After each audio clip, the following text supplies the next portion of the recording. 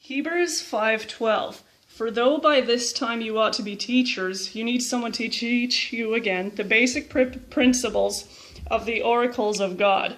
You need milk, not solid food. What then are the oracles of God? Stephen talks about them in Acts 7. When speaking of Moses at Mount Sinai and the giving of the law, Stephen calls the law living oracles, saying that Moses received living oracles to give to us. So when Paul talks about the oracles of God, he is repeating what Stephen also spoke of in Acts 7, verse 38.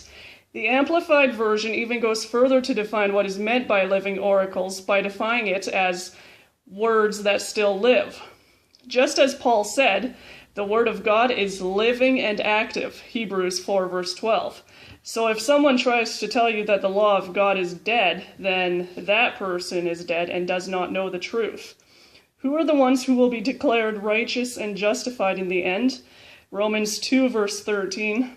For it is not the hearers of the law who are righteous before God, but the doers of the law will be justified. But then people will point to Romans 3:20, which says that by works of the law, no one will be justified in his sight. Is Paul contradicting himself? No, he is saying that blind observance of the law without faith in God and Messiah will not justify anyone before God. It has to be coupled with faith. Revelation 14, verse 12, here is a call for the endurance of the saints, for those who keep the commandments of God and their faith in Jesus. Revelation 15, verses 3 and 4, the saints sing the song of Moses and of the Lamb. Moses and Messiah agree 100%. They sing the same song. Messiah does not sing a different song than Moses. They sing together in perfect harmony. Jeremiah 31 to 34 tells us that the new covenant is all about having God's laws written on our hearts and in our minds, meaning we think about it and we do it.